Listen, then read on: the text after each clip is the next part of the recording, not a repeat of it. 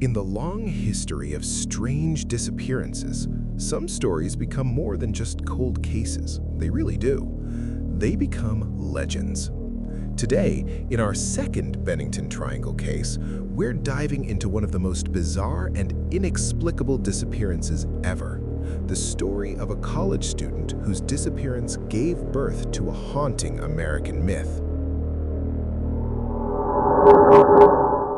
December 1st, 1946. It all starts with a completely ordinary decision. An 18-year-old student, she just steps out of her dorm to go for a walk and then is never, ever seen again. So how does a simple walk spiral into such an incredible, enduring mystery? Well, to figure that out, we must go back. We need to piece together the final confirmed moments of Paula Welden's day. Therefore, who was Paula Jean Welden? She was an 18-year-old sophomore at the really prestigious Bennington College up in Vermont, and on that day, December 1st, she finished her shift at the campus dining hall, went back to her room, got changed, and told her roommate, a woman named Elizabeth Parker, that she was just heading out for a long walk. Okay, so the timeline of her afternoon is remarkably clear, but only up to a point. We know she finished work, we know she changed her clothes, and we know she headed out. The very last confirmed sightings of her put her around 4 p.m. on Vermont's famous Long Trail, right near Glastonbury Mountain. Several people saw her, and then, poof, the trail just goes cold. When Paula didn't come back to campus the next morning, her roommate did the right thing and reported her missing. And this kicked off one of the biggest search efforts the state of Vermont had ever seen. But what they found, or rather what they didn't find, was way more perplexing than what they were looking for. And this is an absolutely crucial detail. While her clothes were perfectly fine for a brisk walk in the afternoon, she was critically, dangerously unprepared for what was coming. She didn't have a bag, no extra money, no heavy coat. As the temperatures on that mountain just plummeted that night, her situation would have become desperate within just a few hours. You've got hundreds of searchers, police, volunteers, and students all scouring the mountain and the trail. And what did they find? The answer is absolutely zero. Not a single piece of forensic evidence. Nothing. It was as if the forest had literally just swallowed her whole. I mean, it's really hard to overstate just how complete her disappearance was.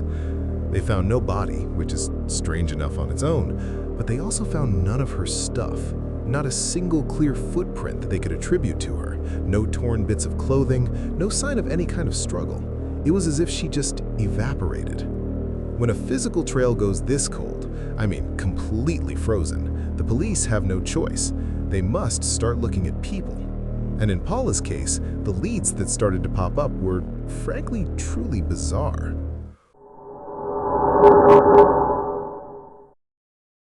One of the very first leads that seemed promising came from a waitress down in Massachusetts. She said she'd served a really agitated young woman who looked a lot like Paula. But it's the reaction to this lead that was even stranger. Paula's father, a man named W. Archibald Welden, heard the news and then promptly vanished for 36 hours. He claimed he was following the lead on his own without telling the police, which, as you can imagine, immediately raised a ton of red flags and made him a prime suspect. And as investigators started digging, they found out that the family's home life was, well, it was far from perfect. Turns out Paula had skipped Thanksgiving at home just the week before she vanished, and people said she was really distraught over a fight with her dad. And her father? He seemed pretty eager to point suspicions somewhere else, suggesting the police investigate a boy Paula was interested in. That lead went nowhere fast, and honestly, it only made him look more suspicious. The strange leads didn't stop with the family either. Over the next couple of years, a local man, a carpenter who lived near the trail, repeatedly boasted to his friends that he knew exactly where Paula's body was buried. But every single time the police pressed him on it, he couldn't back it up. He could never lead them to a site. It was just another frustrating dead end. So what happens when you have a case like this? No body, no real evidence, no credible suspects. You get a vacuum. And into that vacuum crept a theory that would transform this tragic missing person case into a legendary piece of American folklore. And this is where the story takes a hard turn into the paranormal. A New England author named Joseph Citro noticed that Paula's disappearance was just one of several strange vanishings in the area around Glastonbury Mountain. Therefore, he coined the term Bennington Triangle. His theory?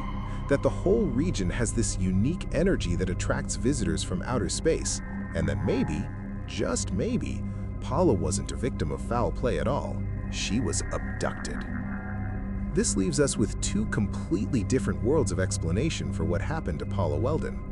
You've got one that's grounded in tragic but very earthly possibilities, and another that just ventures way out into the great unknown. The explanations really do fall into two very distinct camps.